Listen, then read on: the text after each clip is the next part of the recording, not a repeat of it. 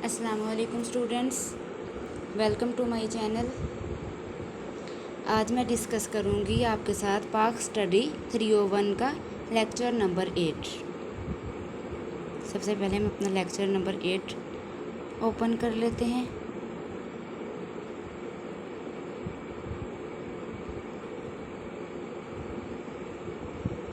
अब lecture number 8 हमारा क्या है? अल्लामा इकबाल प्रेसिडेंटल एड्रेस दिसंबर 1930। अल्लामा इकबाल का सदारती ख़िताब जो दिसंबर 1930 में हुआ। डॉक्टर अल्लामा मोहम्मद इकबाल मुस्लिम दानिश्वरों में शामिल हैं जिन्होंने तारीख़ पर गहरे असरात छोड़े। उन्होंने बरसगीर और उससे आगे मुसलमानों को मुतासिर किया। उन्होंने हिंदुस्तानी मुसलमानों में मुतहर्रिक रूह और शनाख्त पैदा कर दी।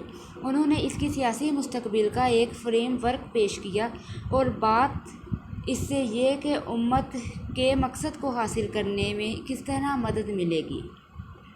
उन्होंने अपने अलाहाबाद एड्रेस में एक विज़न और ख्वाब पेश किया।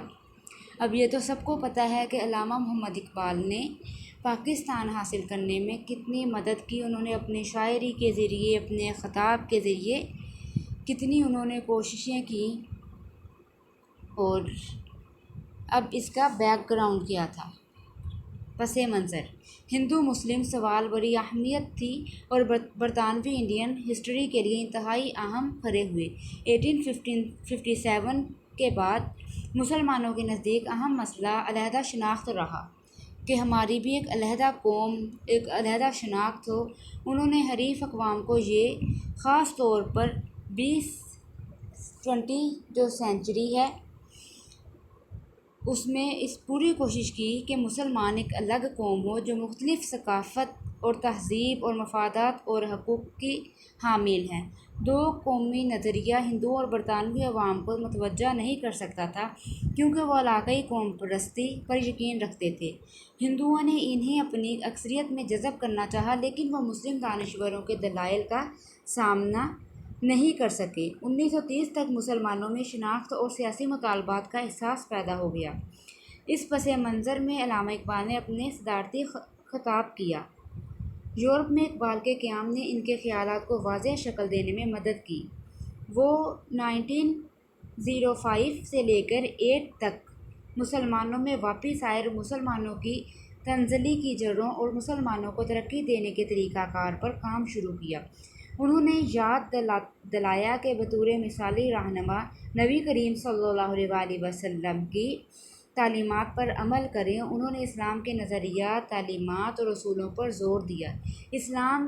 उन्होंने इस्लाम के तवस्त से निजात हासिल की। उन्हें मुतादिद मुमताज़ समाजी अहदों से नवाजा गया। अब जो सरकी सरखी 1922 में किया गया। नंबर 2, मिंबर पंजाब कानून साज कौंसल जो 1927 और 1930 में हुआ। इन्होंने अलीगढ़, हैदराबाद और मदारिस में इस्लाम के बारे में लेक्चर दिए। अलाहाबाद में इन्होंने इजलास की सदारत की और अपना मशहूर ख़िताब किया। और स्टूडेंट्स, ये इम्पोर्टेंट क्वेश्चन है और ये आपके लॉन्ग क्वेश्चन में भी आ सकता है। और आप अपने कॉन्सेप्ट क्लियर किया करें और अपनी वर्डिंग में करने की कोशिश किया करें। ठीक है, आगे नेक्स्ट पॉइंट है हमारा द एड्रेस दिसंबर 1930। इकबाल ने हिंदुस्तान की सियासी और माशरती सूरत हाल और हिंदुस्तान को पेश आने वाली बीमारियों के हल का जायज़ा पेश किया। उन्होंने बरतानवी हिंद के मुसलमानों की ज़िंदगी में इस्लाम के किरदार की अहमियत का अंदाज़ा किया। उन्होंने कहा कि हिंदुस्तानी मुआशरे में यहाँ मज़हब और रियासत के दवाई के बारे में यूरोपी नुक्ता नज़र का इतलाक़ नहीं होता। सेकुलर को मुस्तरद करते हुए उन्होंने कहा सेकुलरिज़म को मुस्तरद करते हुए उन्होंने कहा कि मज़हब कोई मुकम्मल ज़ाती मामला नहीं है। उन्होंने वजाहत की कि इस्लाम एक अखलाकी नज़म, समाजी और सियासी ढांचा है। कानून फ्रेम वर्क का ज़ाबिता اور حیا، ثقافت اور تہذیب کی پیشکش کرتا ہے۔ یہ ایک زندہ متحرک قوت ہے جس کا ہندوستانی مسلمانوں کی زندگیوں پر گہرا اثر پڑتا ہے۔ اسلام کی طاقت کے ساتھ بکھرے ہوئے اور مایوس افراد کو ایک منظم قوت میں تبدیل کر دیا گیا ہے۔ مسلمان اپنی مذہبی انفرادیت کو ڈوبنے کو تیار نہیں ہیں۔ ان میں اعتماد کا فقدان ہے۔ ہندوؤں کے تسلط کا خوف یہ ہے اگر انگریز کسی بھی طرح کی داخلی ہم آہنگی چاہتے ہیں تو یہ ناممکن ہوگا جب تک کہ اجتماعی سوال حل نہ ہوں گے۔ اور یہ تاریخی حقیقت ہے کہ ہندوستان ایک براعظم ہے جس میں متنوع افراد آباد ہیں۔ اس حقیقت کو پہچاننے کے بعد کوئی سیاسی بندوبست قابل قبول نہیں ہو سکتا۔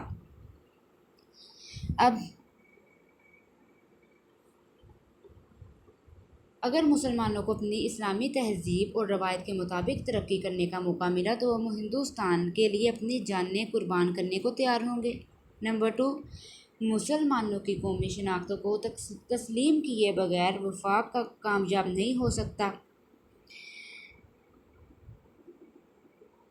مذہب کی بنیاد پر برطانوی بھارت کی علاقائی وقت کی ایک ضرورت بن گیا۔ پنجاب، صوبہ سرحد، سندھ اور بلوچستان کو ایک ریاست خود حکومت کے ساتھ مل کر برطانوی سلطنت میں یا اس کے بغیر شامل کیا جائے۔ اس طرح ایک مشترکہ شمالی مغربی مسلم ریاست کا قیام کم از کم شمال مغربی ہندوستان کے مسلمانوں کی آخری منزل معلوم ہوتا ہے۔ بھارت کو طاقت کے اندرونی توازن کی وجہ سے وہ امن و سلامتی کی پیشکش کرے گا۔ اسلام لوگوں کو اخلاقی شعور اور سیاسی شناخت دی ہے کہ بھارت میں طاقت کی تعمیر کس قوم کی ہے۔ اب اس کی امپورٹنس، اس کی اہمیت کیا ہے؟ اقبال کا خطاب ہندوستان میں مسلم